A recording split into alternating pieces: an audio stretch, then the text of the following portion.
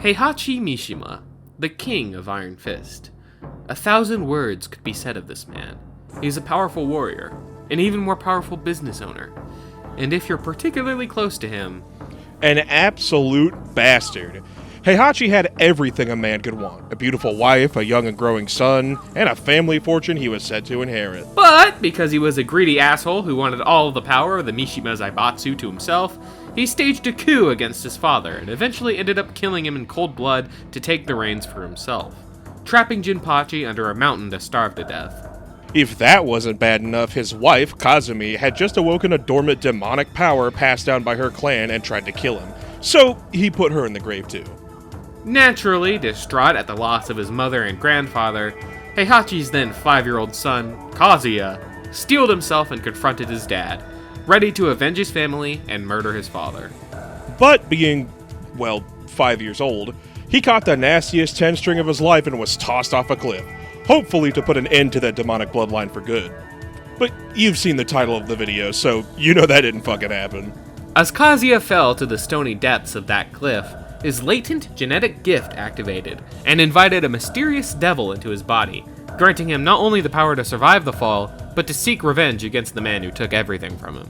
Kazuya climbed back up the cliff and was raised by Heihachi into young adulthood alongside his new adoptive brother, Lee, being trained in the Mishima-style fighting karate and participating in tournaments and smaller-scale fights around the world. He gained mastery over his own chi for energy-enhanced attacks, mainly electrical punches. Kazuya's Mishima-style variation most closely resembles Shotokan karate, using counters, hip turns, and closed fist attacks, most notably the Wind God Fist, the enhanced Electric Wind God Fist, and the Thunder God Fist for uppercutting foes.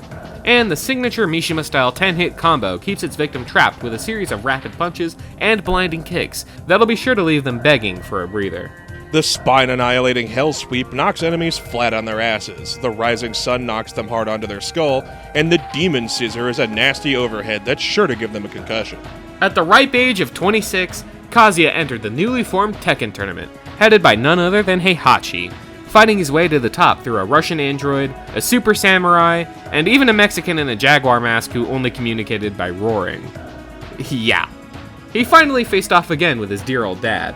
Deciding to return the favor, Kazuya took a stroll through memory lane with his father and threw that old piece of shit off the same cliff he'd been sent off of. He even rose to take power as the new head of the Mishima Zaibatsu.